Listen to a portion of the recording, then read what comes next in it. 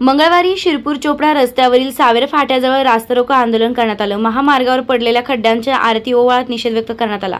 सदर ठिकाणी ठाणेर पोलीस ठाण्याचे सहाय्यक पोलीस निरीक्षक बाळासाहेब थोरात कर्मचाऱ्यांसह आंदोलनस्थळी दाखल झाले व त्यांनी वाहतूक नियंत्रित करीत रस्ता मोकळा केला। यावेळी शिरपूर फर्स्टच्या युवकांसह सर्वपक्षीय कार्यकर्ते, स्थानिक ग्रामस्थ मोठ्या प्रमाणावर आंदोलनात सहभागी झाले होते। या महामार्गाला लागून येणाऱ्या तालुक्यातील गावागावात जाऊन स्वाक्षरी मोहीम शिरपूर फर्स्ट राबवत आहेत।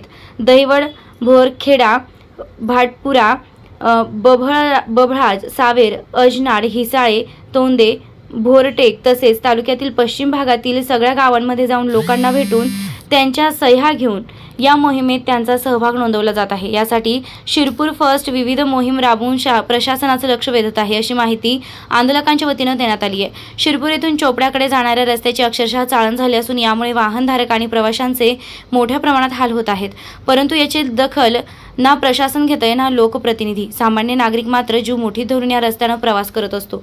शिरपूर ते चोपडा या रस्त्याची अक्षरशः दुरवस्था झाली असून रस्त्यावर मोठमोठे खड्डे पडलेत। या रस्त्यावरून वाहन चालवणं जिकरीचं झालं। काही दिवसांपूर्वी या रस्त्यानं निष्पाप लोकांचा बळी देखील घेतला आहे। या रस्त्याची त्वरित दुरुस्तीचं काम होणं गरजेचं आहे, नाहीतर मोठा अपघात होण्याची शक्यता नाकारता येत नाही। अंकलेश्वर, बुद्रुक, अंकलेश्वर, बुरहाणपूर या महामार्गावरील NH 753B तळोदा जंक्शन जवळून सुरू होणारा तळोदा, शिरपूर, चोपडा, यावल, फैजपूर, सावदा, रावेर या मध्य प्रदेश महाराष्ट्र राज्याच्या सीमेलगत असलेल्या 232 किलोमीटर महामार्गाच्या देखभाल दुरुस्तीसाठी 61 कोटी रुपये निधी मंजूर झाला असून त्याबाबत निविदा प्रकाशित झाल्याची माहिती रावेर लोकसभा मतदारसंघाच्या खासदार रक्षाताई खडसे यांनी मागील वर्षी जून महिन्यात दिली।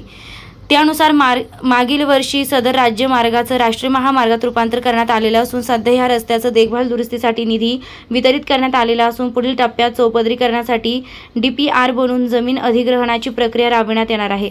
परंतु प्रशासन सुस्त असून नागरिक व वाहन चालक मात्र त्रस्त अशी अवस्था आहे। MDTV न्यूजसाठी राज जाधव, शिरपूर तालुका प्रतिनिधी।